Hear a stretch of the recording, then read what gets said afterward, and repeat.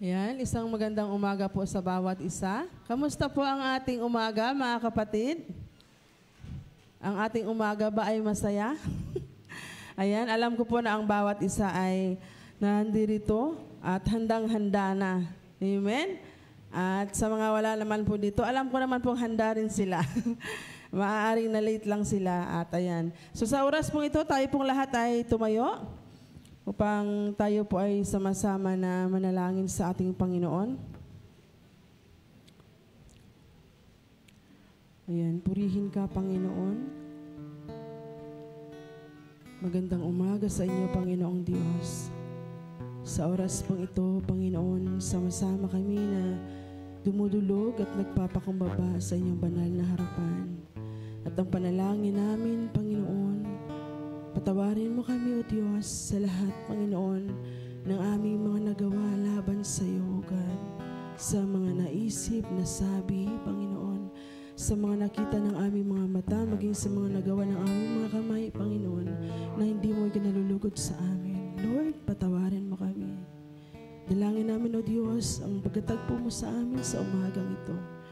At Panginoon, ang panalangin din namin, O Diyos, na tulungan mo kami, Panginoon, na maibigay namin yung nararapat na papuri para sa iyo. Tulungan mo kami, Panginoon, na purihin ka namin, Panginoon, anuman ang aming sitwasyon, Panginoon. Panalangin namin, O Diyos, na ikaw, Panginoong Diyos, ay aming maitaas, Panginoon, sa aming mga buhay, anuman ang aming mga katayuan, Lord. Alam namin, alam mo ang lahat at wala kaming maililihim sa iyo, Panginoon. Kaya naman ang oras mong ito ay ipinagkatiwala namin at ang panalangin namin, Panginoon, na ikaw lamang, Panginoon, ang siyang madakila at maranasan sa oras mong ito. Panginoon, maraming salamat sa inyong kabutihan, salamat sa inyong pagmamahal, salamat sa inyong patuloy na pagkilos, pag-iingat sa bawat isa. Dalangin din namin, Panginoon, sa mga kapatiran namin, Panginoon, na wala pa ngayon. Dalangin namin, patuloy mo silang ingatan at samahan hanggang sa makarating sila dito, Panginoon, ng maayos. Patuloy namin, Panginoon, itinataas ka, O Diyos, sa aming gawaing ito. Ito po ang aming panalangin na may pasasalamat at pagsamba sa pangalan mo, O Diyos. Amen. Ayan, palakpakan natin ang ating Panginoon.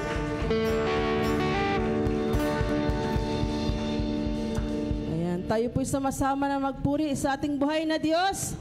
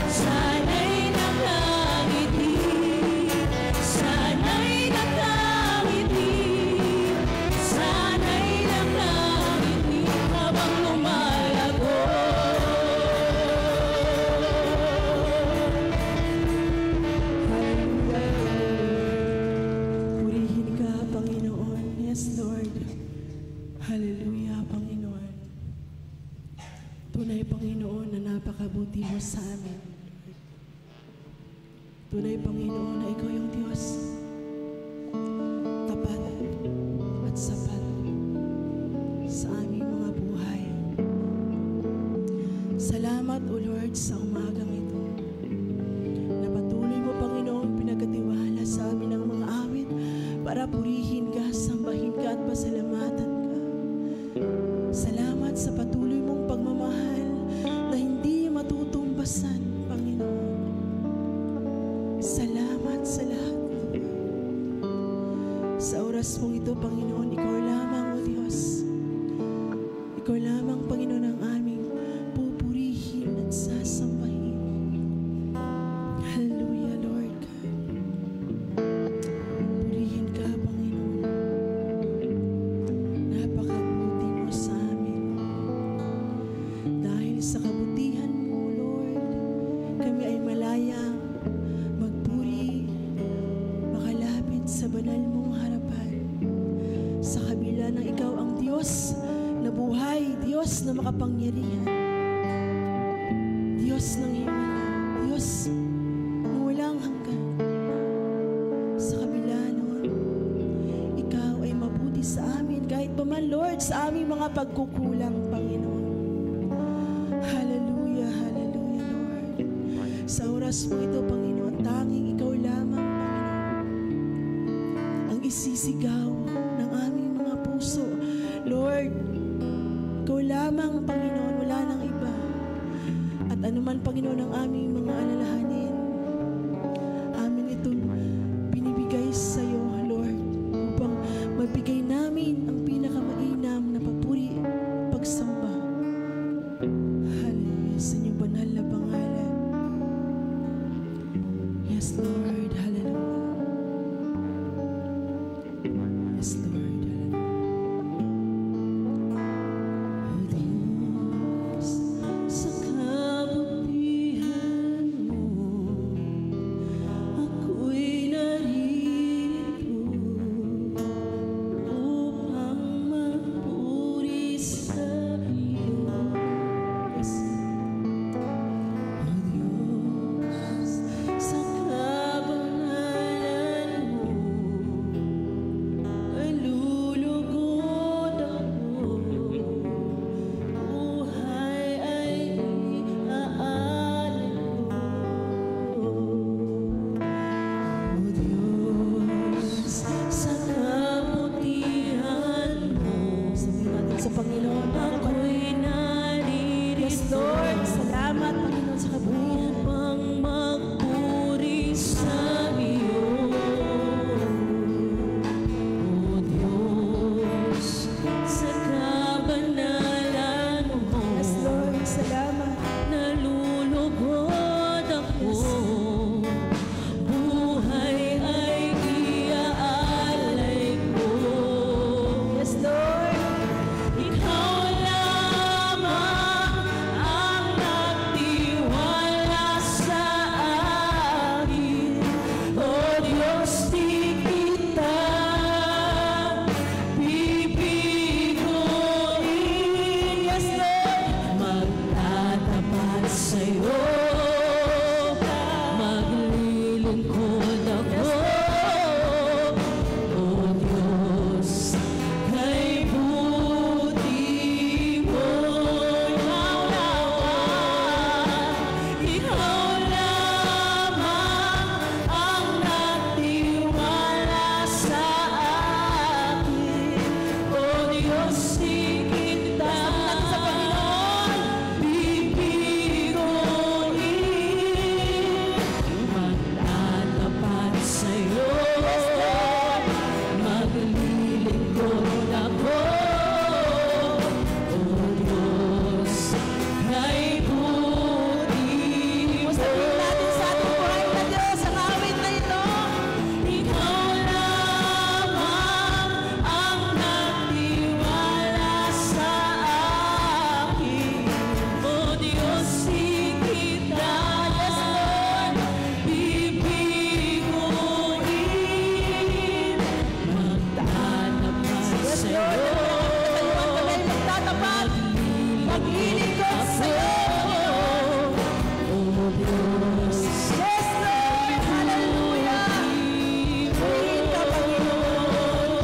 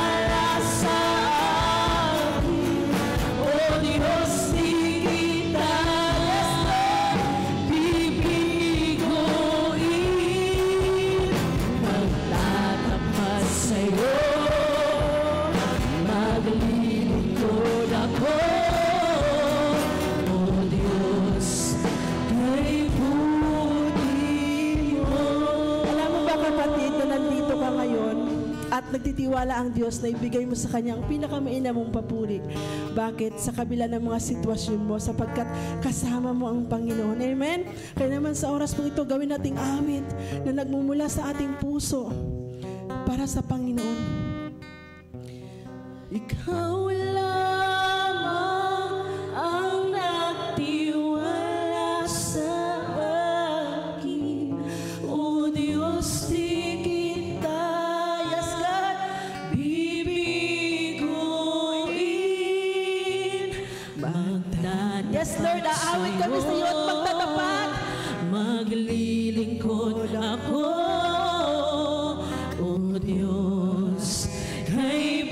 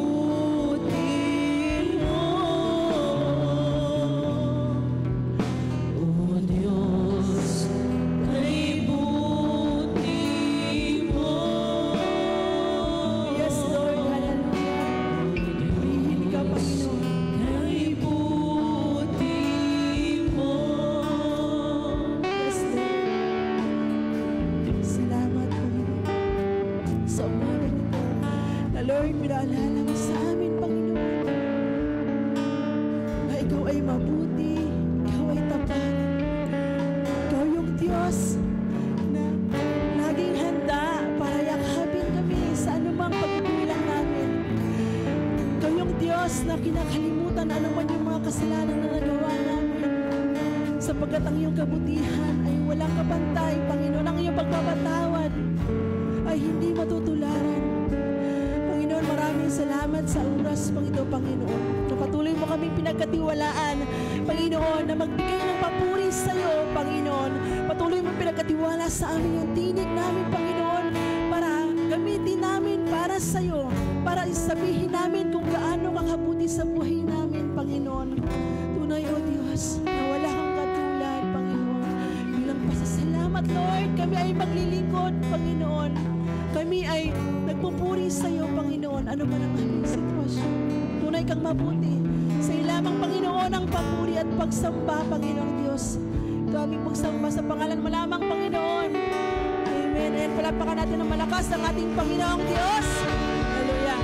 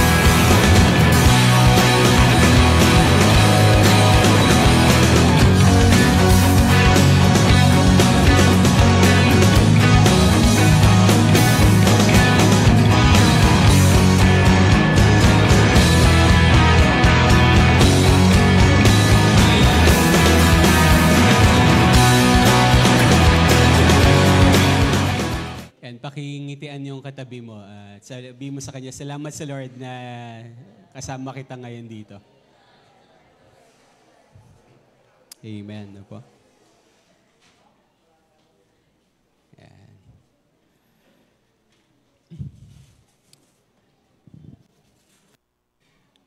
Tayo po ay mag-aaral ng salita ng Panginoon. Tayo muna po ay manalangin minsan pa. Let's come to the Lord in prayer sa mga oras pong ito. Imuko po tayo. Lord, salamat po sa maraming bagay na ginagawa niyo po sa aming buhay, lahat ng mga pagpapala, lahat po ng mga pagtuturo, lahat po ng mga bunga ng panalangin, O Diyos, ay patuloy po namin po na kinikilala na ito po ay nanggaling sa inyo at mula po sa inyo. Dahil tunay po na kayo po yung Diyos na hindi nagbabago, kayo pa rin po yung Diyos na mabuti, Panginoon, na sinasamba, pinaglilingkuran namin at kinikilala namin sa lugar pong ito, Lord. Salamat, Father. And Father, we continually invite your presence, Lord, your Holy Spirit, Lord. Samahan niyo kami sa lugar pong ito, Panginoon. Tulungan niyo kaming patuloy po na manambahan, magpakumbaba, at higit sa lahat, bigyan niyo po kami ng pangunawa, yung bukas na puso at bukas na kaisipan para sa inyong mga salita, Lord. And Father, we rebuke ang lahat po ng mga gawa ng kaaway, lahat ng panggugulo, lahat ng kasinungalingan, mga distraction ng kaaway para hindi namin marinig yung tinig niyo, hindi namin makita yung kalooban niyo. Lord, winawasak po namin po ito at patuloy po namin kinikilala na, Lord, kayo ang kailangan namin sa lugar na to, Lord. We're giving you the freedom, Lord, na abutin kami, anuman po yung aming kalalagayan po ngayon, O Diyos. Lahat po ng pinahintulot niyo pong nandito ngayon ay tuloy niyo pong iparanas ang inyong kapangyarihan. Maging sila po na nanunood sa kanila mga tahanan. Father, we also extend our prayers for them. Father, be with them. Bless them also, Lord, kasama ng kanilang mga mahal sa buhay. Salamat po. At kayo po yung magsalita sa amin dahil kayo po yung aming pong dakilang guro, Panginoon. Lord, itong aming pong panalangin sa pangalan ng aming Panginoong Jesus. Amen. Amen. Sige, palakpakan po natin ng malakas ang Panginoon. Amen. Po. Ang pag-uusapan po natin ngayon ay pinamagatan ko pong paglago sa pananampalataya. Sabi nga natin, paglago. Mas malakas sigaw po natin, paglago. Amen. Sabihin natin, pananampalataya. Alam niyo po, ang pinaka-pundasyon at sabi nga po yung nature and foundation of Christian living is faith. Sa Tagalog, ang pinaka-pundasyon at ang kalikasan ng pagiging Kristiyano po natin o yung pamumuhay ng isang tagusunod ni Kristo ay wala pong iba kundi pong pananampalataya. Napakahalaga po ng faith. Sabi mo sa katabi, napakahalaga ng faith mo kay Lord. Na po?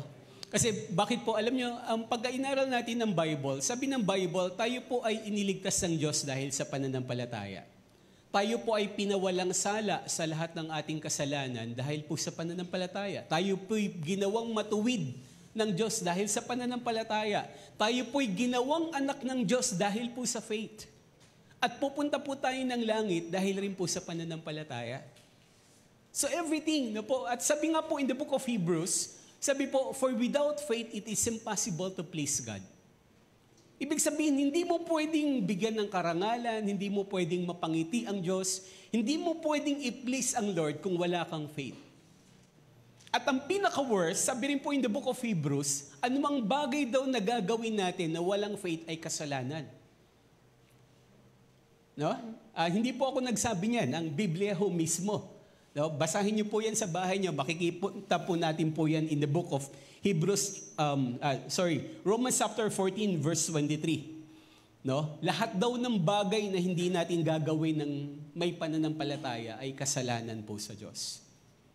No? So ganun po, napakahalaga po ang pananampalataya. No po? At alam nyo, kaya po hindi po maitatanggi ang mga disciples, ang isa po sa kanilang panalangin at kahilingan sa Diyos, sabi nila, Lord, increase our faith. Now, let's open our Bible in the book of Luke, chapter 17, verses 5 to 6. Ito po yung passage na aralin po natin po ngayon. Luke chapter 17, verses 5 to 6. No, kaya po napakahalaga na dapat lumalago tayo sa faith natin. Sa ating pananampalataya at pagkakilala po sa Panginoon. Sabi po, Luke chapter 17, verses 5 to 6. Basahin po natin ng malakas. Na po, sabay-sabay po tayo. 1, 2, 3, go! Sinabi ng mga apostol sa Panginoon, dagdagan po ninyo ang aming pananampalataya. Verse 6, tumugon ang Panginoon, kung ang inyong pananampalataya ay sinlaki ng butil ng mustasa, masasabi ninyo sa punong ito ng sikamoro, mabunot ka at matanim sa dagat at susundin kayo nito. Now, very clear po ito.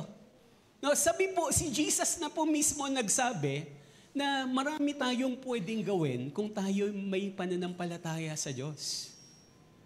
Hello? At ang sabi nga ni Jesus, kung meron daw tayong faith, sinlaki ng butil ng mustasa, napakaliit lang ho nun. No, nung butil po ng mustasa, yung buto ng mustasa, napakaliit yan. Halos hindi mo nga yan makita ng malayuan eh. Tama ho ba? Pero ang sabi ng Panginoon, kung meron daw po tayong pananampalataya na sinlaki ng butil ng mustasa, sabi niya, pwede nating utusan ang puno ng sikamoro na mabunot ka at matanim ka sa dagat. Pwede daw hong gawin. Of course, hindi po yun sinasabi ni Jesus na i-exercise natin literally. Naintindihan po ba na tuwing umaga na lang, pagising natin, gusto ko ng pine tree sa bahay namin, maitanim ka? Hindi yung ganun yun. No, hindi yung literal po yun na nasasabihin natin, yung puno ng nara na kapitbahay mo, matanim sa bakuran mo. Hindi po ganun yun. Ang gusto lang pong sabihin ni Lord, marami tayong mga bagay na pwedeng gawin ang Diyos sa atin. Even imposibleng bagay na gagawin ng Lord dahil sa ating faith sa Kanya. Naintindihan po ba? At alam niyo po, gusto ko pong linawin, ang pananampalataya ay pinagsama pong paniniwala at pagtitiwala. Hello? No, kasi po napakalaki po ng kaibahan ng paniniwala. Palagi natin yung dinidiscuss. Ang paniniwala kadalasan sa isipan lang yan ng tao eh. Maraming tao, kahit mga hindi mananampalataya ni Kristo, kahit na mga gumagawa na kung ano-ano kalokohan, kapag tinanong mo, naniniwala ka pa sa Diyos, ka ba sa Diyos o kay Jesus? Sabi nila, oo. Bakit? Kasi ang paniniwala nila hanggang isipan lang. Naintindihan mo ba? Pero po ang pananampalataya ay pinagsama, ulitin Ang faith ay pinagsamang paniniwala sa kaisipan at yung pagtitiwala ng kalooban. Yun po yung pananampalataya. So hindi enough na naniniwala tayo sa Diyos. Kailangan yung paniniwala natin ay sinasamahan ng pagtitiwala sa Kanya at yun po yung bumubuo ng pananampalataya. Naintindihan po ba? Hello? Now yun po, at kaya po, going back in verse 5, hindi po maitatanggi na ang mga disciples, sabi nila sa Panginoon, nag-request sila, pakiusap nila, panalangin nila kay Lord. Sabi nila, Lord, sinabi ng mga apostol sa Panginoon, sabi po sa Tagalog, basahin nga po natin ng malakas po ito. 1, 2, 3, go, muli. Go. Sinabi ng mga apostol sa Panginoon, dagdagan po ninyo ang aming pananampalataya. Now, sabi sa Ingles, ang prayer nila, Lord, increase our faith. Increase nyo yung faith namin. Na po, dagdagan nyo yung pananampalataya namin sa inyo. Kasi nakita ng mga disciples At very clear, mga kapatid, pakinggan nyo po itong mabuti. Pagka inaral nyo po ang New Testament, lalo na ang Gospels, kung merong sinusukat si Jesus sa mga taong lumalapit sa Kanya, yung kanilang faith. Huwag nyo po ma-misinterpret po ito. Listen carefully.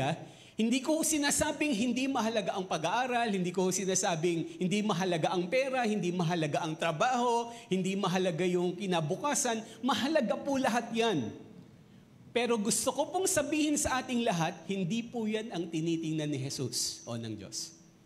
Hindi po sinusukat ni Lord yung dami ng diploma, yung dami ng medalya, yung dami ng pera mo sa bangko. Hindi po yan ang sinusukat ni Jesus. Ulitin ko, hindi ko sinasabing hindi yan mahalaga. Mahalaga yan. Pero may mas mahalaga dyan. Sa pagtapos ng pag-aaral, sa pagtatrabaho, sa promotion, sa pagpapamilya, yung magkaroon ka ng bahay, magkaroon ka ng sasakyan, lahat yan ay mahalaga. Pero may mas higit na mahalaga dyan. At yun po ay ang pananampalataya. Na po, kasi hindi niya, very clear, hindi sinasabi ni Lord pagka may taong lumapit sa Kanya, o ilan ba ang alaga mong baka, ilan bang alaga mong asno? Ganun bang sinusukat ni Jesus? Hindi Palagi niyang tinitingnan yung faith ng mga taong lumalapit sa Kanya. No, kaya sinasabi ni Jesus, for how many times, sabi niya, ang liit naman ng faith niyo, kahit sa mga disciples, di ba? Di ba, naalala niyo na nung naglalayag sila sa bangka, di ba? Tapos ginising nila si Lord, sabi ng mga disciples sa Kanya, kay Jesus, sabi niya, Panginoon, wala ka bang pakialam kung mamatay kami dito? Di ba? Anong sabi ni Jesus? Nasaan ang faith niyo? Ang liit naman ng faith niyo. Now, for how many times sinasabi ni Jesus sa mga tao, wala kayong pananampalataya until now. At even the mga disciples, hindi nakaligtas. Sabi niya, ang liit pa rin ng faith niyo. At twice lang po si Jesus na sinabi niya, 2 beses lang, na palagi po nating nababanggit po ito dito, tama ho ba? 2 beses lang si Jesus na nagsabi, ang laki ng faith nitong tao na to. 2 beses lang po yun. Sino yung sinabihan niya? Yung Canaanite woman, di ba? Na yung nakiusap na, Lord, may sakit yung anak ko, pagalingin mo naman siya. Di ba? Sabi ni Jesus, hindi ako naparito para sa inyo. Naparito ako para sa mga tupa, sa mga Israelita. Pero nang sabi, di ba? Sabi ng babae, hindi ho, kahit yung mumu lang, ang ibigay niyo sa akin ay sapat na. Tama ho ba? Kaya sabi ni Jesus, ang laki, ginang, ang laki ng faith mo. Sige, magaling na yung anak mo. At yung isa po ay yung faith ng centurion. Di ba? Na yung kanyang kawal, yung kanyang alipin, may sakit at nakiusap rin siya kay Jesus. Di ba? At ang sabi nung centurion na to, kahit Lord, kahit na hindi na kayo pumunta sa bahay namin, sabihin nyo lang, gagaling yung katiwala ko. Tama ho ba? Kaya anong sabi ng Lord? Ang laki ng faith nitong taong to. Sige, bumalik ka na, magaling na yung kasambahay mo. Naintindihan po ba? Ulitin ko, very clear. Kung merong tinitingnan at sinusukat ang Diyos sa atin, hindi yung dami ng pera mo. Hindi yung dami ng alam mo. Ang sinusukat niya ay yung faith natin sa Kanya. Kaya kailangan this should also be our prayer. Katulad ng prayer ng mga disciples. Lord, increase our faith. Dagdagan niyo pa yung pananampalataya namin. At nawa, habang patuloy tayong dumadalo sa gawain po na to, sa simbahan na to, nakikinig ng salita ng Diyos, umaattend ng mga Bible studies, Kung meron dapat nag-increase sa atin, sana yung faith natin kay Lord. Amen po? No, kaya po, so marami pong kapamaraanan ang Diyos. Listen carefully ha. Ang daming kapamaraanan ng Diyos para po lumago tayo sa pananampalataya. Marami siyang pwedeng gamitin. Hindi po mauubusan ng kapamaraanan ng Diyos para po mag-increase yung faith natin. Pero I would like to give to you 3 common or basic things o kapamaraanan ng Diyos para po mag-increase yung faith natin sa Kanya. Para madagdagan yung ating pananampalataya. Ulitin ko, maraming pwedeng gamitin ang Lord. Pero may 3 pangkaraniwang kapamaraanan ang Diyos na gagamitin niya sa bawat isa sa atin. Ano man ang estado natin sa buhay, gaano man tayo katagal o kabago pa lang sa pananampalataya kay Lord, naniniwala ko ito yung 3 bagay na pwede niyang gamitin sa atin. Unang-una po na gagamitin ng Lord po sa atin ay yung, of course, wala nang iba kundi po yung salita ng Diyos. No, kaya ang point number 1 natin, gusto nating lumago sa pananampalataya, kailangan natin ng pakikinig ng salita ng Diyos. Sabihin natin, pakikinig. Mas malakas sabihin natin, pakikinig. Yan. Sabihin natin, salita ng Diyos. Yan. Kaya po, sabi, very clear, in the book of Romans chapter 10, verse 17, basahin po natin na sabay-sabay po ito. Romans chapter 10, verse 17, sabi po dyan, basahin natin na, 1, 2, 3, go. Kaya't ang pananampalataya ay bunga ng pakikinig, at ang pakikinig naman ay bunga ng pangangaral tungkol kay Kristo. Na po? So napakalinaw. So sabi sa English, faith comes from hearing the word of God. Kapag ka nakikinig tayo ng salita ng Diyos, nagkakaroon tayo ng faith sa Kanya. And all the more na nakakapakinig tayo ng aral patungkol kay Kristo, nag-i-increase o lumalago yung faith natin sa Kanya. So kung wala po tayong pakikinig ng salita ng Diyos, yung faith natin, imbis na lumago, lumiliit, namamatay po yan. Pero alam nyo, ito po yung kagandahan. Palagi po natin nababanggit dito sa church. Alam mo yung faith po ng bawat i-increase nila yung faith nila. Sa magitan ng pakikinig ng salita ng Diyos, very clear po yan. So kaya, mga kapatid, no, gusto natin lumago tayo sa pananampalataya, dapat hindi tayo nawawala kung nasaan ang pagtuturo at pag-aaral ng salita ng Diyos, tiyakin mong nandun ka. Naintindihan po ba? Hello? Kaya po, dito po sa church, no, ulitin ko dapat tuwing Sunday, hindi na tanong hindi na dapat kayo nagtatanungan ng Sunday ng umaga, atin ba tayo ngayon? Hindi dapat. Dahil kung totoo tayong Kristiyano, no, lalo na wala ka namang sakit, o kaya wala namang emergency, hindi ko naman sinasabing wala ka ng dahilan para hindi umattend. Pwede naman, meron naman talaga. There will be special cases, may mga emergency na talagang reasonable para hindi ka umattend ng church. Pero hindi na lang palaging magdadahilan tayo. Dapat automatic na ang pagdalo sa gawain ng Panginoon. Bakit? Kasi dito mag-i-increase ang faith natin sa Kanya. Hello? Na po? Kaya sabi mo sa katabi mo, kaya kapatid, huwag kang mawawala sa pagdalo ng gawain kay Lord. Amen ba? Naintindihan po ba? Na po, at alam nyo, di ba, ito nga po yung nakakalungkot, di ba, yung pag-attend lang natin ng church, 2 oras lang, minsan mag-extend tayo ng 30 minutes, inip na tayo Di ba? Di ba, palagi na tayo tingin ng relo Tama ho? Hello? Andyan ho ba kayo? Sa totoo lang, makinig po kayong mabuti. Sa totoo lang, yung pag-attend ng church natin, mahalaga yan. Pero sa totoo lang, hindi ito enough. Hindi po ito enough. No, kaya po, sa church natin, nag-encourage tayo na umattend kayo ng Bible studies. Kung talagang gusto nyo lumago sa pananampalataya, may mga Bible studies tayo within the community. Na po, at kung gusto mo pa nga pong exclusive sa bahay nyo, medyo may pabebe ka. Hindi, joke lang hindi. Pabebe talaga. Hindi, kung gusto mong special na pagtuturo, pwede naman. Pwede naman. Sorry. Bakit ba lumabas sa bibig ko yun? Sorry po. Mali yung term. Hindi, kung gusto mo special na maturuan ka ng salita ng Diyos, pwede naman mag-open sa bahay mo. Hindi, yun po yung... ba't ba lumabas sa bibig ko yun? No. Kung gusto mo magkaroon ng Bible study sa bahay mo at special ka maturuan ng salita ng Lord, Pwede naman. Hello. Lalo na, mas maganda kung mag-i-invite ka ng mga kapitbahay o kamag-anak o kaibigan mo sa loob ng bahay nyo. No? Sasabihin ko kasi special. No? Lumabas o bebe. No? Sorry. No, dahil gagamitin ka ng Lord sa special na kapamaraanan, pwede pa rin po sa bahay nyo. Hello. Naintindihan po ba? Kausapin nyo lang si Nanay Melba para ma-schedule po yun. Na po, kaya po, ganun kahalagahan yung pakikinig ng salita ng Diyos. No, kaya po, may mga training tayo dito sa church, may mga classes tayo.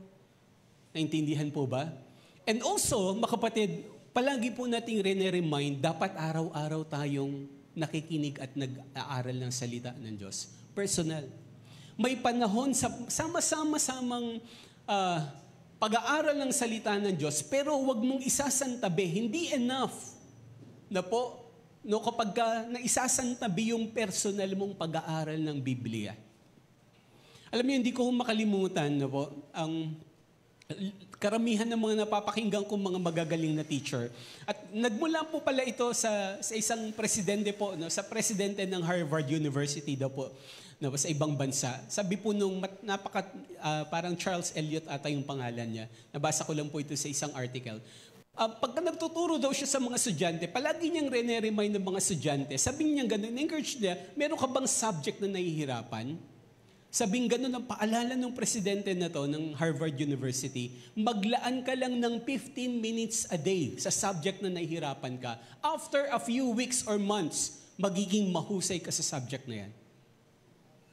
At palagi ko siyang napapakinggan, palagi sa mga professor, sa mga teachers, na totoo pala talaga yon. Na po, nahihirapan ka sa math, nahihirapan ka sa English, nahihirapan ka sa anumang asignatura, na po sa pag-aaral. Sabi niya, totoo po yun, subukan niyo po yun, maglaan ka lang ng 15 minutes a day. Makikita mo yung improvement mo sa loob ng ilang panahon lang. Mag-i-improve ka, mag-excel ka to the point, lalo na kapag ka-in-increasean mo yung number of minutes ng pag-aaral mo. Hindi mo kinakailangan talagang todo-todo. Tapos isang bagsakan lang. Pero yung consistency yung pinakamahalaga. No, lalo na yung mga nag-aaral po dito, mga estudyante ho dito. May subject ka na hirapan, maglaan ka lang ng 15 minutes a day na mag-aral para dyan. Makikita mo yung improvement mo. Makikita mo unti-unting tataas ang grades mo. Even sa trabaho, may bahagi ka ng pag-aaral na nahihirapan ka, nung maglaan ka lang ng 15 minutes a day para improve ang sarili mo, makikita mo yung pagkatuto mo, yung pagkahusay mo sa bagay na yan. Apo? Naintindihan mo ba? Apo? At alam nyo, spiritually speaking, ganun rin po. Ganun rin naman po yan. Nahihirapan tayo sa salita ng Diyos. Sa totoo lang, alam nyo, praise God kasi sabi ko nga sa inyo, yung target ko na matapos yung Bible ng twice a year dahil first time ko po ito at malapit-lapit na, praise God. No? At sabi ko nga, loobin ng Lord, kaya kong tapusin pala ang Bible ng 3 times sa loob ng isang taon. Nang paglalaan ko lang ng 30 minutes a day. No, 30 minutes a day. Bakit? Kasi, makinig po kayong mabuti. Ang Bible ay may 1,189 chapters lang. Buong Bible na po yan. At kapag ka-divide nyo yan sa 365, more or less mga 3 or 4 chapters a day, mababasa mo ang Bible. Kung araw-araw ka lang magbabasa ng 3 to 4 chapters a day, mababasa mo yung buong Bible. Kung dadagdagan mo pa, nung magbabasa ka lang ng 5 chapters a day, higit mababasa mo ang buong Biblia sa loob ng isang taon ng 2 beses. Naintindihan po? No? So, ang pagbabasa nun, yung mga 3 to 4 chapters, mga 5 chapters, 15 minutes lang yan. Kung mabilis ka pa nga, baka 10 minutes lang, nabasa mo na yung 10 chapters a day, 5 chapters a day. No? Tama ho ba? Hello? Na napaka-igsi na lang. Sabi mo sa katabi mo, kapatid, ang igsi lang ng 15 minutes. Mas matagal pa yung pagpe-Facebook mo. Tama ho ba? Hello? Tama daw. Sabi mo, nasa likuran. Tama ho? No, di ba ngayon, kagandahan, kaya mong i-monitor gano'ng katagal ka nagpe-Facebook a day per week. Tama ho ba? Kaya mong i-check yan eh. Nagulat ako eh. Nagulat ako nung kasi inaaral ko yung cellphone na bigay ng anak ko sa akin. Pati yung sa Facebook settings, chinek ko. Kasi biglang nag-automatic play yung mga videos. Kaya ko nito na automatic nagpe-play. Napapanood ko tuloy yung mga TikTok ng kapatiran natin na iinis ako eh. No, automatic na nagpe-play eh. So sabi ko, ayoko ng ganito. Ayoko masira yung araw ko eh. So hindi joke. Hindi ho kayo yun. Hindi kayo yun. Blessed na blessed ako sa inyo. Na mga taga-ibang church yun. Naiintindihan nyo ba? And so alam nyo, nung chinek ko yung settings, makikita mo pala kung gaano kakatagal nagpe-Facebook sa loob ng isang araw. No po? At kung anong araw ka, sobrang tagal mo na nagpe-Facebook.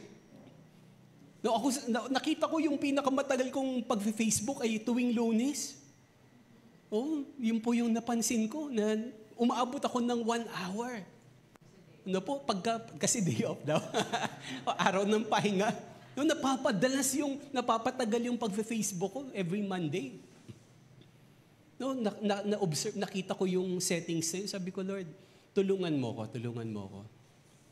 Kasi lalo na bilang anak ng Diyos at lingkod ng Lord, dapat sa totoo lang mas matagal yung pagbabasa natin ng Biblia kaysa pag-Facebook natin. Naintindihan po ba? Hello, nandyan pa ba kayo? Yung mga katabi mo, galit na ba? Galit na.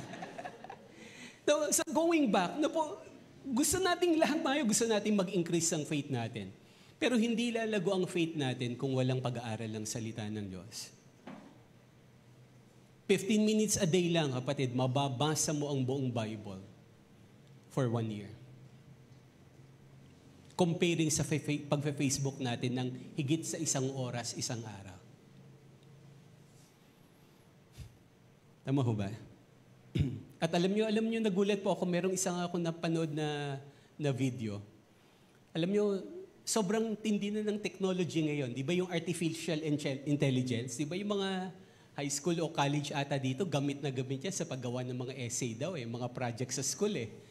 Kaya parang ang uhusay na yung ChatGPT at meron pa, dami pa mga uso ngayon, di ba, na isulat mo ko ng article patungkol sa global warming, may lalabas dyan na saglit lang, ilang minuto lang, ganun ka-high-tech na daw po ngayon.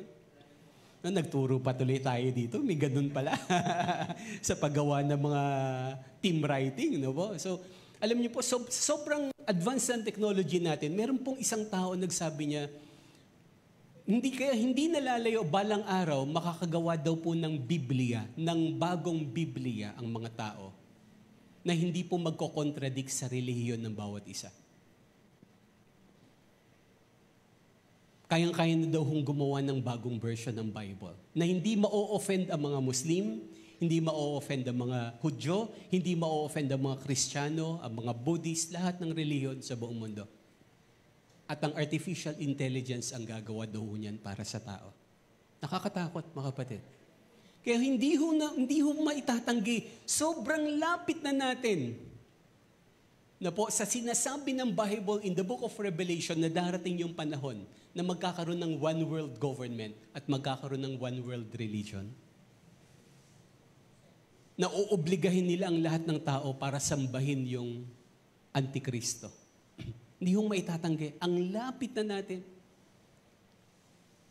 Naiintindihan mo ba? Lahat na ng bagay, lahat.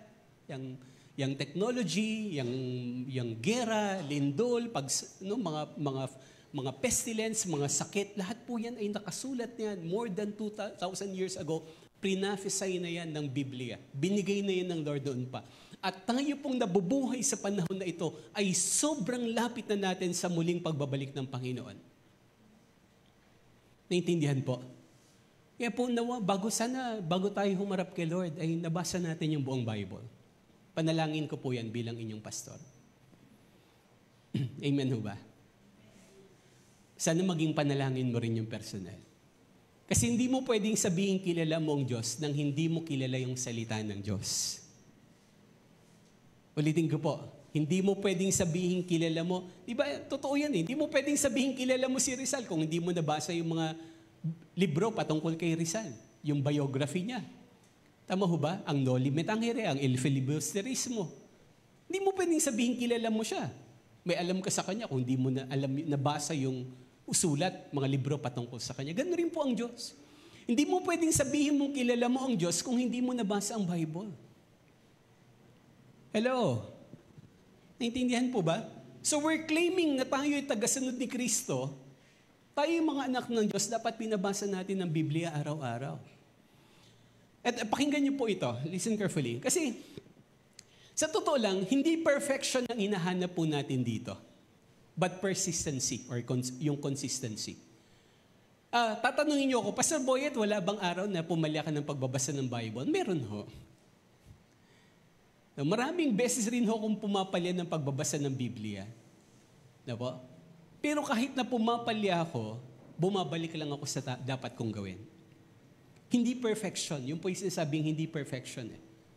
But yung persistency. Diba? Ilan nung sa atin dito yung, hindi ko alam kung ako lang, di ba? Minsan sa sobrang pagod mo, di ba? Ang dami mong ginawa, talagang ako po, pag nagdadrive ako ng sakyan, talagang hindi ko kasi talaga ako driver. Pagka nagdrive ako sa sakyan, pagod na pagod ako. And there were times sa sobrang pagod ko, hindi ko makakalimutan, mula madaling araw, uwi ako ng gabi, talagang buong araw halos nagdadrive ako. Pagod na pagod ako. There were times, pagkahiga ko, nakakatulog ako agad. Na magiging honest ako, there were times na hindi ako makapaglamos, hindi ako makapagsipilyo sa sobrang kapaguran dahil ayoko magbasa ng kamay at ng katawan. Na po? At there were times, pagising ko ng umaga, maliligo ako, 2 beses ako magsasabon. 2 beses ako magtututbrush. Although kahit na psychological lang siya, pero di ba minsan nagagawa natin, tama ho ba? Hello? Tama ho? No? So, makalimot ka ng pagbabasa ng Bible sa isang araw, edi doblehin mo lang kinabukasan. Balik ka lang. Wala naman sa atin dito na hindi ka nakaligo sa sobrang kapaguran. Tinapon mo na lahat ng sabon, lahat ng shampoo, lahat ng tuwalya sa bahay nyo. Kasi hindi ka nakapaligo ng isang beses. Wala hong ganun. Diba? Naliligo ka lang uli. Tanong mo katabi mo, ganun ba ginagawa mo? Tama. Hello. So wag kang mag-aalis sa sarili mo. Hindi ka nakapagbasa ng Bible sa isang araw. Di balik ka lang bukas. Basa ka na lang uli bukas. Kung kaya mong doblehin, mas maganda. Naintindihan po ba? So ganun po kahalaga yung pag-aaral o pakikinig ng salita ng Diyos. Gusto nating lumago sa pananampalataya, huwag nating kakalimutan yung pakikinig ng salita ng Diyos. Kaya po, sabi po ng Bible in the book of Hebrews chapter 5 verse 12, napakagandang paalala po ito ng salita ng Lord. Basahin po natin sabay-sabay at malakas. 1, 2, 3, go. Dapat sana'y mga tagapagturo na kayo. Subalit hanggang ngayon, kailangan pa kayong turuan ng mga panimulang aralin ng salita ng Diyos.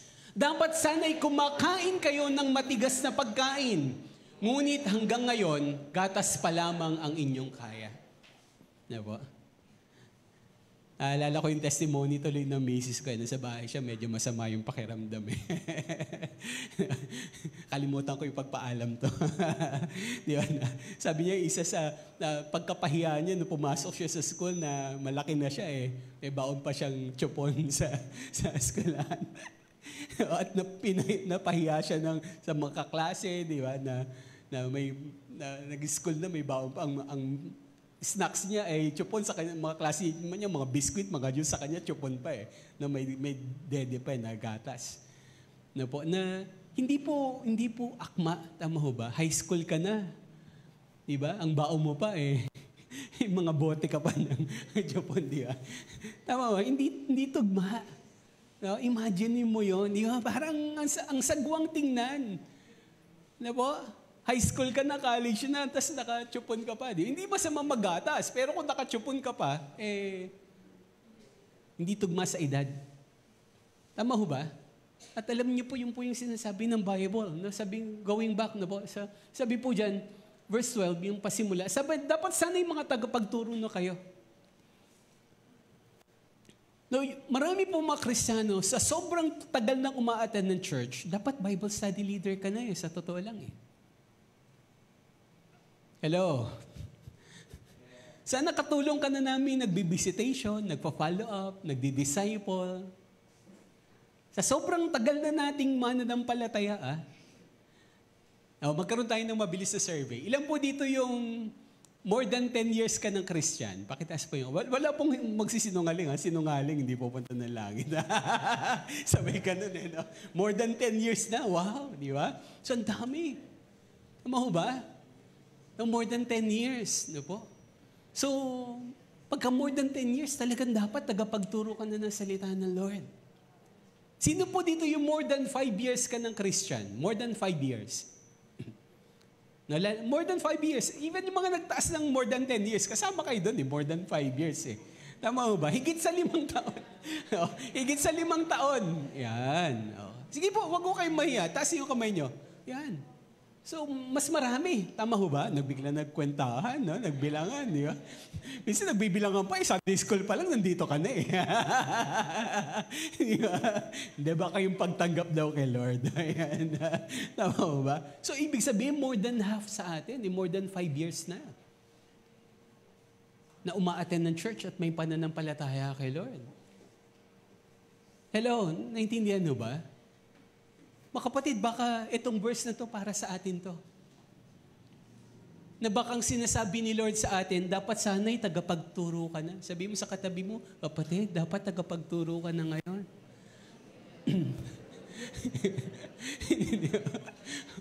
Bawal ang pikunan. Ang pikon talo.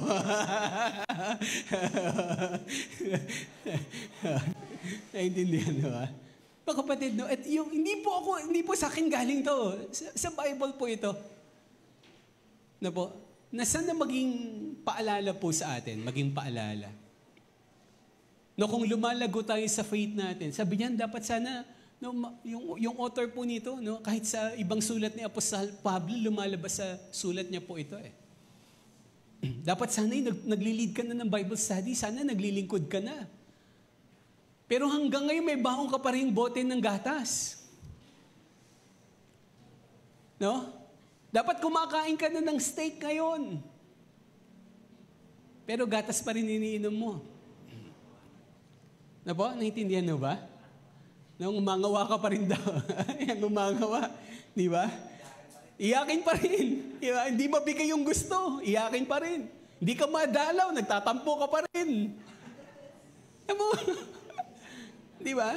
Gusto mo pa rin palagi ikaw yung binibisita. Ikaw yung pinapollow up. Dapat nag-follow up ka na ngayon. Ang tagal mo ng Christian.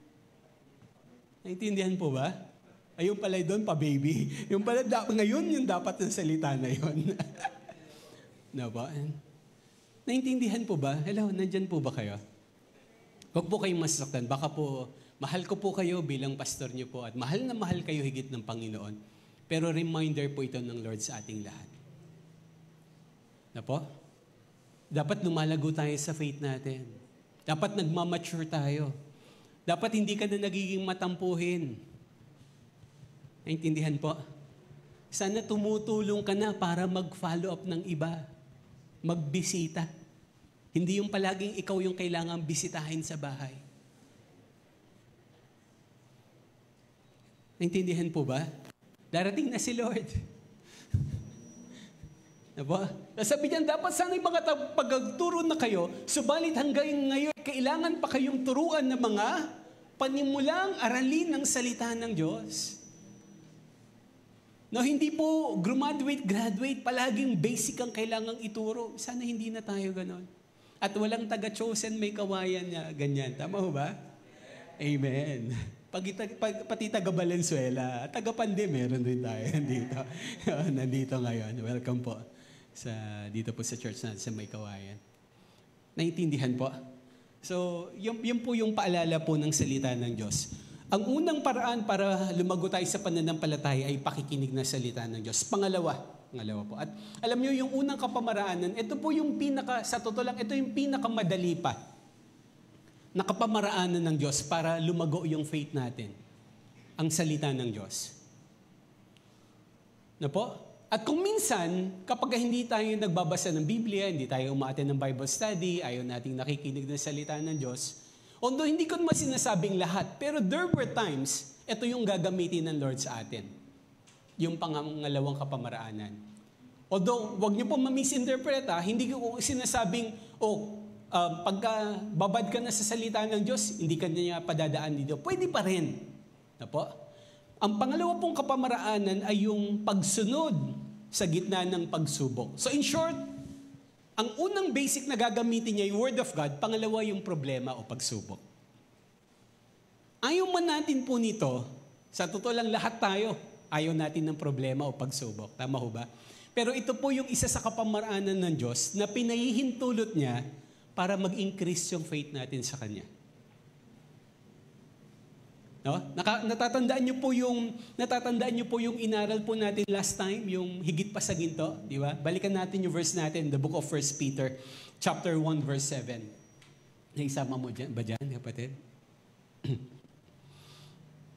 Ayan. 1 Peter chapter 1, verse 7. Sabi po, di ba? Ayan. Andyan ba? So sabi po dito, basahin ko po muna po habang hinahanap po ni Bap. 1 Peter chapter 1, verse 7. Sabi po dito ni Pedro, ang ginto, bagamat nasisira, ay pinapadaan sa apoy upang malaman kung talagang dalisay. Gayon din naman ang inyong pananampalataya na higit na mahalaga kaysa ginto ay sinusubok upang malaman kung ito'y talagang tapat. Sa gayon kayo'y papupurihan, dadakilain at pararangalan sa araw na mahayag si Jesucristo. Very clear. Sabihin ng Bible, yung faith natin, higit pa yan sa ginto, higit pa yan sa pera. Kung yung mga ginto na napakahalaga, pinapadaan yan sa napakainit na apoy para makita kung totoong pure yung ginto. At para matanggal yung mga impurities. Ang sabi ni Apostol Pedro, ganun rin yung faith natin. Papadaanin rin yan sa apoy ng problema, ng pagsubok, ng karamdaman, ng pangangailangan para matanggal yung mga impurities. At ang pinakadahilan ng Diyos ay para lalong tumibay at tumatag yung ating faith sa Kanya. Naintindihan po ba? Nasa panahon ka ba ng problema ngayon? Pagsubok ngayon? May problema ka ba sa trabaho? May problema ka ba sa iyong kalusugan? May problema ka ba sa pamilya, sa asawa mo, sa anak mo, sa pag-aaral mo? Na po, sa relationship na meron ka, even sa ministry or sa church? Yun yung mga bagay na ayaw natin pero pinahihintulot ng Diyos para dalisayin yung ating pong pananampalataya sa Kanya. At ang paalala po ng salita ng Lord, huwag po tayong makakalimot na sumunod. Lalo na nasa kalagitnaan tayo ng mga pagsubok. Kasi marami po sa atin, ang daling sumunod, makinig pong mabuti, ang daling sumunod kapag ka marami kang pera, di ba? Kapag ka na-promote ka, kapag ka nakapasa ka sa school na gusto mo. Tama ho ba? No? Ang daling sumunod kay Lord kapag ka maayos ang buhay. Pero maraming napipigil yung pagsunod sa Diyos kapag nandun na sa kalagitnaan ng pagsubok. At all the more na sumusunod tayo kay Lord in the midst of problems, doon nag-i-increase yung faith natin. Naintindihan po? Kaya di ba sabi nga may sa English, di ba, kapag nasa gitna tayo ng problem, gusto natin yung cutting corners Yung shortcut. Ang pinipili natin palagi yung mabibilis na solusyon. At hindi po yan yung kalooban ng Diyos. Lalo na kung yan ay pagsuway sa kalooban niya. Kaya ang ganda ng paalala ng Bible in the book of Psalm, sabi po in Psalm 37 verse 3. Sabi po dyan verse 3. Samahan niyo po ako sa pagbabasa po ng malakas. 1, 2, 3, go. Umasa ka sa Diyos, ang mabuti gawin at mananahan kang ligtas sa lupain. Sabi sa English, maganda rin yung sa English version. Sabi, trust in the Lord and wala po dyan, and do good. Naulitin ko po, trust in the Lord and do good. Sabi sa Tagalog, umasa ka sa Diyos at ang mabuti gawin. Kasi maraming tao, yes, nagtatrust kay Lord, umaasa kay Lord, pero hanggang dun lang. Na po? Hindi sinusunod yung mabubuting dapat na gawin. Dapat ang pagtitiwala natin ay sinusundan natin ng pagsunod at paggawa ng mabuting bagay sa kalooban po ng Diyos. Hello, nandyan ho ba kayo? Na po, yung sabi po ng Bible. Kaya anong mangyayari? Sabi, trust in the Lord and do good. Dwell in the land and befriend faithfulness. No, ang bawat pagtitiwala at pagsunod sa Diyos ay may mga pagpapala. Kaya po, hindi po natapos yung Psalm 37 verse 3. Sabi po in verse 18 and 19, sabi niya ng Biblia, sabi ng Panginoon, kapag tayo ay nagtiwala at sumunod sa Kanya, pagka ginagawa natin yung tama, kasama ng ating pong pananampalataya kay Lord, ito yung pangako niya. Iingatan ni Yahweh ang taong masunurin. No, ang Lord na mag-iingat sa'yo. Nasabihin na ang lupang minanay di na babawiin. Verse 19, kahit na sumapit ang paghihikahos at di daranasin ang pagkaraho. Na po? Kaya sabi mo sa katabi mo, kaya kapatid, maging masunurin tayo kay Lord. Kaya, na po? Sabi mo sa kanya, kahit na marami tayong problema. Na po? Diyan po maging increase yung faith natin sa Kanya. No? Ano po yung unang kapamaraan ng Diyos para lumago tayo sa faith? Pakikinig ng salita ng Diyos. Pangalawa, kailangan nating sumunod sa gitna ng pagsubok. Pangatlo and last, no, kailangan po natin pong magtiwala o ang pagtitiwala sa panahon ng paghihintay. Yan. Alam niyo po, totoo ito. Isa po ito sa napakahirap. Yung may problema ka, mahirap na. Pero sa totoo lang, mas mahirap sa problema yung panahon na naghihintay ka. Lalo na yung mga panahong para bang ang tahi-tahimik ng Diyos sa lahat ng panalangin natin. Na po? So masasabi rin natin na no, yung pagtitiwala sa Diyos sa panahon ng paghihintay ng ating pong ng mga pangako ng Lord, ng ating pong mga pangarap po sa Kanya. Na po? Na baka posibleng meron ka ng sobrang tagal na prayer request. Pero hanggang ngayon parang wala kang makitang liwanag o katugunan galing sa Diyos. At gusto mo nang sumuko. Gusto mo nang umayaw. Gusto mo nang magtampo sa Diyos. Kasi para bang ang tagal-tagal mo nang hinihingi ito kay Lord. Naintindihan mo ba? Baka ang tagal-tagal mo na nagpe-pray ng sarili mong bahay at lupa. Tama ho ba? Sarili mong negosyo. Sarili mong sasakyan, o kaya ang tagal mo nagpe-pray ng napapangasawa, o magiging boyfriend o girlfriend. Naintindihan po? O baka ang pinagpe-pray mo, Lord, bigyan mo kami ng anak. Naintindihan mo ba? At alam nyo, ito yung pinakamahirap, to be honest. Yung panahon na naghihintay ka sa lahat ng pinagdadasal mo sa Lord. Di ba yung magkaroon ka ng problema, minsan, ang dali mong makita yung solusyon. Tama ho ba? Hello? At parang medyo meron kang parang comfort na nararamdaman eh. Now, for example, magkaroon ka ng sakit. Di ba? Ma-discover mo, may sakit ka sa baga. Di ba? After mo magpa-check up, somehow, may idea ka, after 6 months, gagaling ka. Basta consistent ka lang ng pag-inom ng gamot at pagpapa-check up. At pagbabantay sa sarili mo. Tama ho ba? Hello? Di ba may ganung bagay? No? Para bang, yun yung problema, medyo alam mo kung hanggang kailan. Pero yung may mga panalangin ka, kahilingan ka, pangarap ka na para bang hindi mo alam kung hanggang kailan, sa totoo lang, mas mahirap. Ang pinakamahirap yung paghihintay kasi masyado tayong namulat sa mabilisan. Gusto natin lahat ng bagay mabilis. Madali tayong mainip. No po? No, tama nga, sabi nga nung anak ko ang tinuturo sa mga millennials ngayon, after 1 year, 2 year, hindi ka nag-improve, resign ka, umanap ka ng ibang trabaho. Mabilisan ang gusto natin. Mabilis na promotion, mabilis na development, lahat ng bagay, kailangan mabilis at hawak mo sa iyong kamay. Pero mga kapatid, hindi ho yan ang paraan ng Diyos. Hindi ho yan galing sa Diyos. Ang gusto ng Lord, naghihintay tayo sa Kanya, nagtitiwala tayo sa Kanya. At doon nag-i-increase yung faith natin. Kapag palagi kang umaayaw, palagi kang naiinip, tandaan mo, hindi ka lalago sa faith mo. Dahil ang kapamaraanan ng Diyos para palaguin ang pananampalataya natin sa Kanya, padadaanin niya tayo sa mahabang paghintay. Tama ho ba? Di ba si Abraham, pinangakuan, di ba 75 years old nung pinangakuan siya ng anak? Kailan siya nagkaanak? After 25 years. Imaginein mo yon. Tama mo ba? Kung 25 years ka maghintay, malamang nagtampo ka na kay Lord. Baka nag-quit ka na sa ministry. Baka hindi ka na umattend ng church. Tama ho? Marami po mga Kristiyano na di-disappoint kay Lord kasi ayaw maghintay.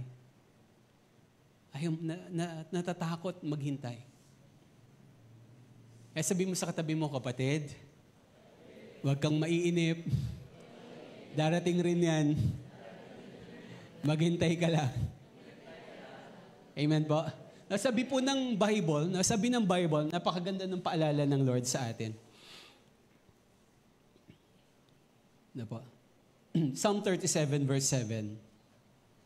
Sabi po dyan, basahin po natin ng malakas. Na po, sabay-sabay. 1, 2, 3, go. Sa harap ni Yahweh ay pumanatag ka. Maging matyagang maghintay sa Kanya. Huwag mong kainggitan ang gumiginhawa. Sa likong paraan, umunlad man sila. Napakagandang paalala ni Lord. Na ano yung paalala? Sabi diyan, pumanatag tayo sa harapan ni Yahweh. Na po, sabi diyan, hindi lang pumanatag, maging matyagang maghintay. Muli sabihin mo sa katabi mo, maghintay-hintay lang, kapatid. Amen ba? No, yun po yung paalala niya. Maging matyagang maghintay sa Kanya. Huwag mong kainggitan. Sabihin mo, huwag kang maiinggit. Diba? Kasi sa totoo lang, dito yung nakakadagdag pressure. Tama ho ba? No, totoo po ito eh. Ito yung nakakadagdag pressure eh. Tama mo? Nung nakikita mo lahat ng kabatch mo, may boyfriend na.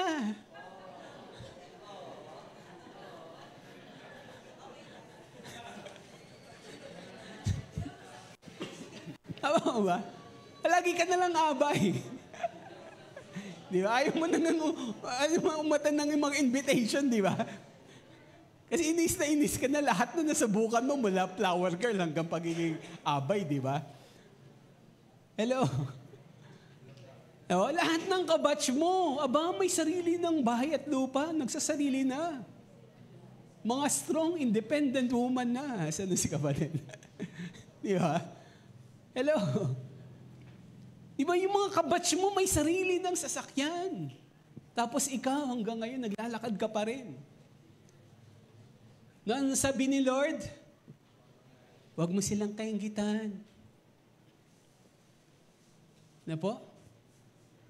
Lalo na kung gumiginhawa sila sa likong kapamaraanan. Po? Lalo na kung malayo naman sila kay Lord. Akala mo lang mukha silang masaya, sa totoo lang. Na po? Maraming tao na maraming pera, mukhang masaya, pero deep inside, kapag ka nag-iisa na lang sila, punong-puno sila ng lungkot at takot sa buhay. Totoo ho yan. Kapag hindi mo na-handle properly ang pera, lulungkot ka. Kasi mawawalan ka ng mga kaibigan. Yung totoong kaibigan. Mababawasan sila. At matatakot ka kasi baka mabawasan yung pera mo. Hindi ka makakatulog sa gabi. Totoo ho yan. Totoo po yan. Naintindihan po. Kaya huwag ho tayong matakot. Huwag ho tayong matakot. Maging matyaga tayong maghintay. Na po, kailangan nating magtiwala sa Diyos. At ito po yung pangkaraniwang kapamaraanan na dumaraan tayo sa pagsubok, dumadaan tayo sa paghihintay. Ulitin ko, baka ang tagal mo ng mga prayer request. Hanggang ngayon parang ang tahimik pa rin ng Diyos. Gustong sabihin ni Lord sa atin, posible na anak, magtiwala ka lang, maghintay ka lang. at ini-increase lang ng Lord yung faith mo sa Kanya. Amen ba? Na po, pwede bang palakpakan natin pa rin po yung Panginoon? Amen. And for the very last verse, na po, bago tayong manalangin, na po, in the book of 1 Timothy chapter 4, verse 1, alam niyo, no, na isang dahilan rin bakit tayo kailangan po magpakatatag talaga sa pananampalataya. Sabi po, no, napakaganda ng paalala po ng Biblia. Sabi dito, maliwanag ang sinasabi ng Espiritu na sa mga huling araw ay tatalikuran ng ilan ang pananampalataya.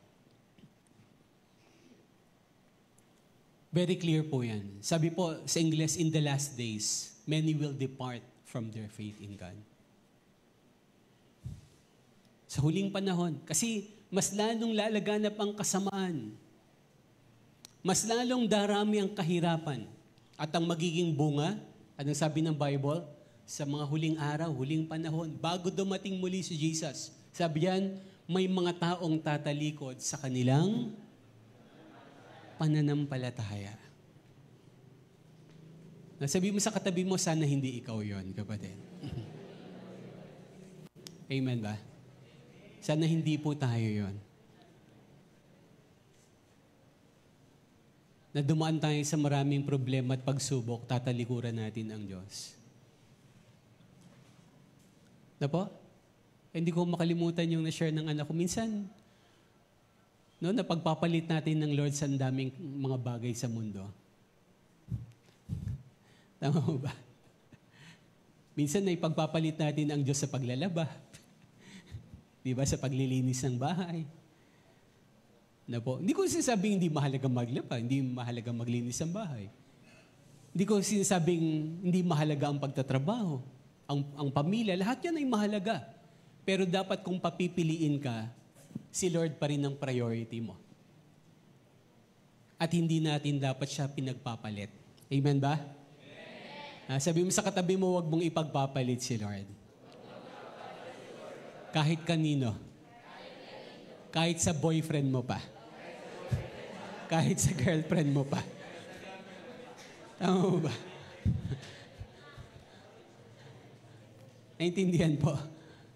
No, maraming, sa totoo lang, nakakalungkot eh. No? Palaging ang kanta, I have decided to follow Jesus, no turning back. Pero, Lord, lahat pagpapalit ko, wag lang yung boyfriend o girlfriend ko. Naintindihan po. At ito po yung sabi ng Bible, maliwanag ang sinasabi ng Espiritu na sa mga huling araw ay tatalikuran ng ilan ng pananampalataya.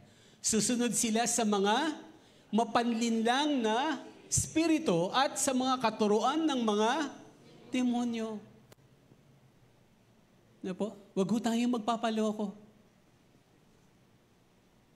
Pero mga kapatid, yung mga may hina ang faith, sila po yung may possibility malinlang, tumalikod sa pananampalataya. Kaya habang hindi pa po nangyayari ang mga bagay na ito ng matinding-matindi, binibigyan pa tayo ng Lord ng pagkakataong palakasin pa yung faith natin sa Kanya.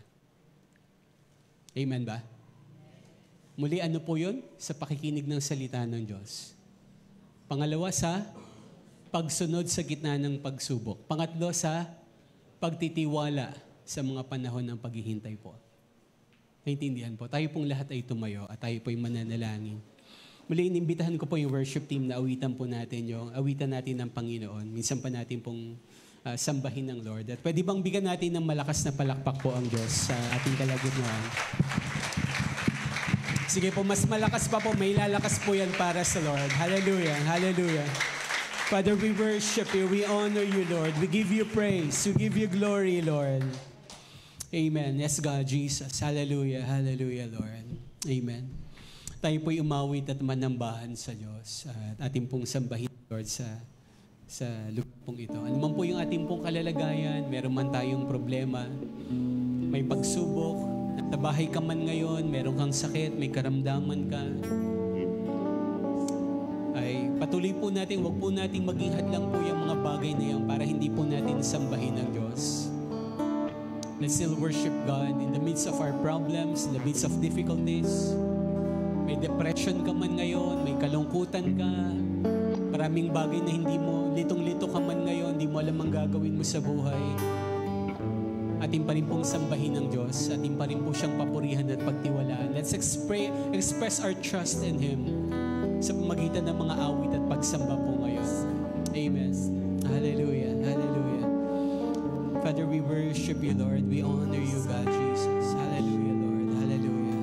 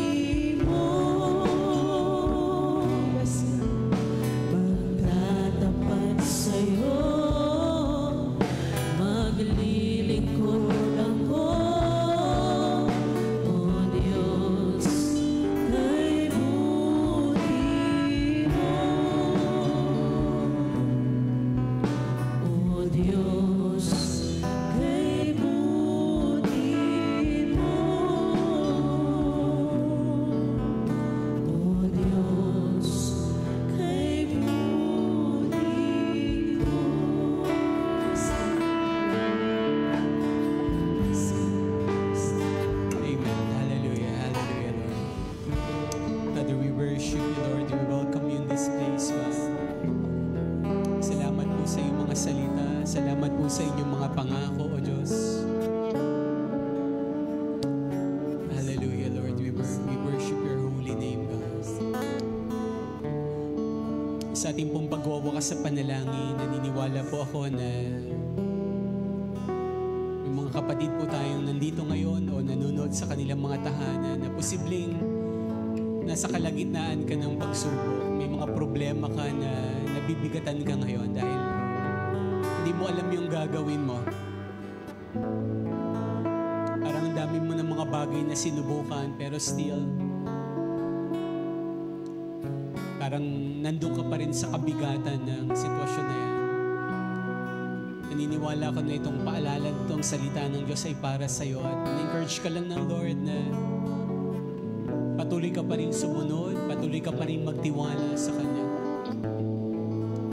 Or even baka po mayroon pong ilan sa atin na nandito ngayon na may mga prayer request ka, sobrang tagal na ng prayer request mo. Sobrang tagal na nung kahilingan mo sa Panginoon. Na to the point na parang napapagod ka na, parang nagdududa ka na kaya bang ibigay ng Diyos. Naniniwala ako na God is reminding you na patuloy pa rin tayong magtiwala at manampalataya sa Kanya. Kung ito yung sitwasyon mo ngayon, gusto kitang ipanalangin sa inyong kinakatayuan ngayon, taas mo lang yung kamay mo and we will be ending a simple prayer of faith. Ano man po yung kalalagayan po natin po ngayon. Sige, wag tayong mahiya, wag tayong matakot. Meron kang problema ngayong pinagdaraanan, pinansyal man, sa trabaho man, sa pag-aaral, o sa pamilya, sa iyong mga anak. Or even may mga pinagpe-pray ka na ang tagal na parang hindi pa rin tumutugon ang Diyos. Kapatid, baka posible lang pinapatatag lang ng Lord yung faith mo sa mga panahong ito.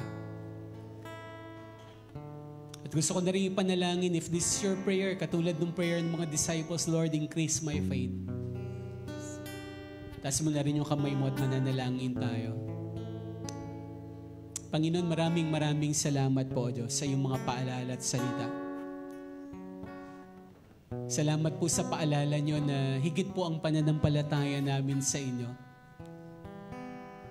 Higit po sa dami ng pera, higit po sa mga material na bagay, higit po sa aming pag-aaral o trabaho ang aming pong pananampalataya. Panginoon, tulungan niyo po kami na lumago sa pananampalataya, katulad ng panalangin at kahilingan na yung mga disciples noon, Lord. Father, increase our faith in you. Una po sa lahat, bigyan mo kami ng kauhawan, O Diyos, ng kagutuman sa iyong mga salita. Tulungan mo kaming madisiplina ang aming sarili sa aming pagdidevotion, sa aming pong Bible reading, Lord. Tanggalin niyo po lahat ng mga distractions, God. Tulungan niyo kami higit pong maglaan ng panahon para po sa pag-aaral at pakikinig ng iyong salita. And even, Lord, remind us and encourage us, God, na umattend ng mga Bible studies, umattend ng Sunday services. Lord, kung kinakailangan magkaroon kami ng Bible study sa bahay namin, tulungan niyo po kami. Salamat po, Diyos. And Father, I also pray, Lord, sa mga kapatiran kong nandito ngayon na nakataas ang kamay, specifically, meron pong mga pinagdaraanan pong pagsubok. Hindi ko po alam, O Diyos. Ano man pong pagsubok to, Lord, hindi na mahalaga kung alam ko to o hindi. Pero Lord, kasi naniniwala kami na mas mahalaga, alam niyo po ang bawat problema ang aming pinagdaraanan. Ang bawat karamdaman, ang bawat pangangailangan, ang bawat sitwasyon namin sa buhay ay hindi po nalilihingid sa iyo, Panginoon. Father, we pray, God. I pray, Lord, tulungan niyo po silang patuloy pa rin pong sumunod. Patuloy pa rin magtiwala, O Diyos. At bigyan niyo po sila ng karunungan kung ano yung mga bagay na dapat nilang gawin sa panahon ng problema. Palakasin niyo yung kanilang pananampalataya sa inyo, O Diyos. Father, supernaturally, Lord, help each one of us na nasa panahon po ng problema po ngayon. And even, Lord, I also pray, Lord, sa mga kapatid ko ngayon na posibleng may mga panalangin, may mga pangarap, may mga kahilingan na pagkatagal-tagal na namin hinihingi sa iyo. Na to the point na nagdududa na kami at nawawala na kami ng pag-asa, Lord. Lord, tulungan mo pa rin po kami magtiwala at maging matyagang maghintay sa inyo, O Diyos. Dahil higit niyo pong alam ang ikabubuti po namin, Panginoon. Dahil maaasahan namin kayo na kayo yung aming tatay na nandyan po sa langit. Na nakakaalam ng pinakamabuti para po sa amin bilang inyong mga anak. Lord, idaloy niyo po yung kapayapaan, O Diyos, sa bawat kapatid ko pong nandito ngayon. Patuloy niyo pong ibulong, O Diyos, ang inyong mga pangako sa kanila. Father, give them peace that surpasses all understanding, Lord. At uuwi kami na taglay namin, Ama, ang assurance na hindi niyo kami iniiwan, hindi niyo kami pababayaan kailanman. Kami ang masalamat po. Salamat sa inyong mga salita. Salamat po sa inyong mga paalala. Salamat po sa inyong presensya, O Diyos. Patuloy po namin kayong kinikilala at pinapupurihan at lubos na pinagtitiwalaan, O Diyos. Ito po ang aming panalangin sa pangalan ng aming Panginoong Jesus. Amen. Amen.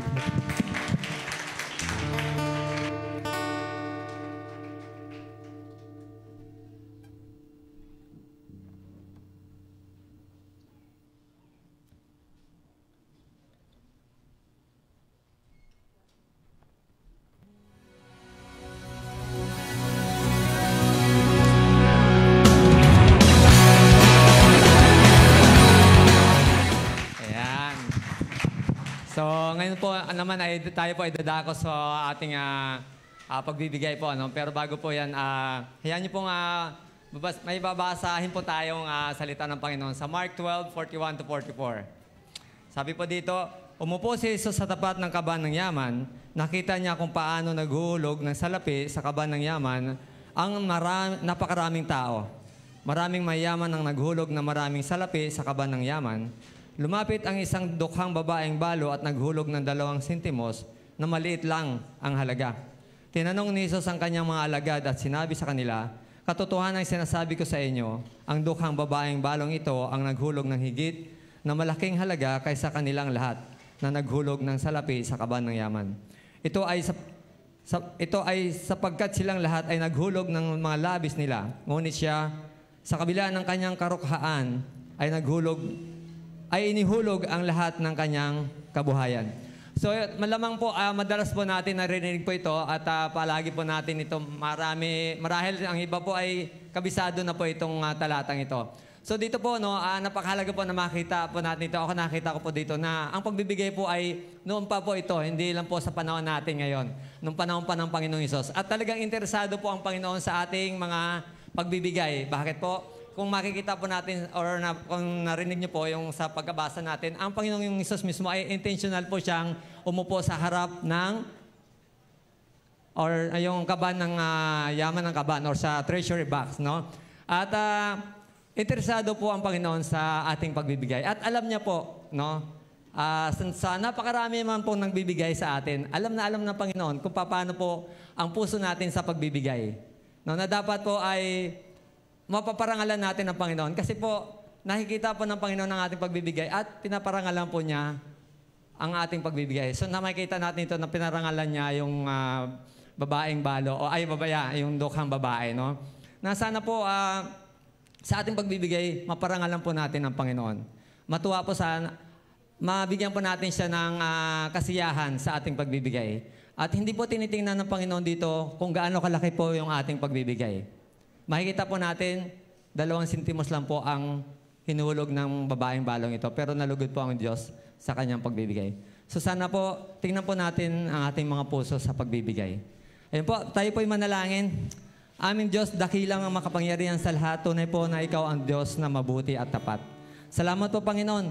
Lord God, at dalahin ko po, Lord God, na pagpalain niyo po ang aming pagbibigay. Naway malugod po kayo sa aming pagbibigay, Panginoon. At dalahin ko rin po, O Diyos, na pagpalain niyo po ang lahat na nagbibigay, ang kanilang trabaho, Lord God, ang kanilang hanap buhay, ang kanilang business, Panginoon. Lord, pagpalain niyo po sila.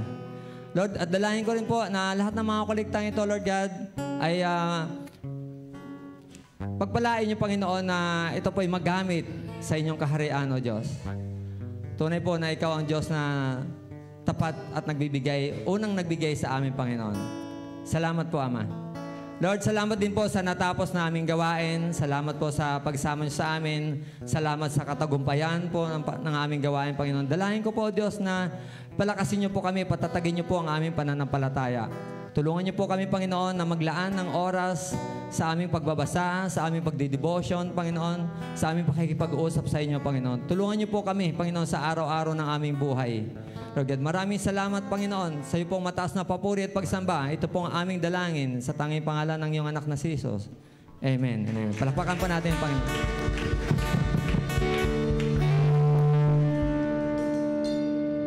Ayan, so maaari po na po tayong lahat ay tumayo upang tayo po ay magwakas sa ating pananambahan. Ayan. Minsan pa po, maaari po bang palakpakan natin ang ating Panginoon sa isang napakagandang mensahe po kanyang pinahatid sa atin sa umagang ito.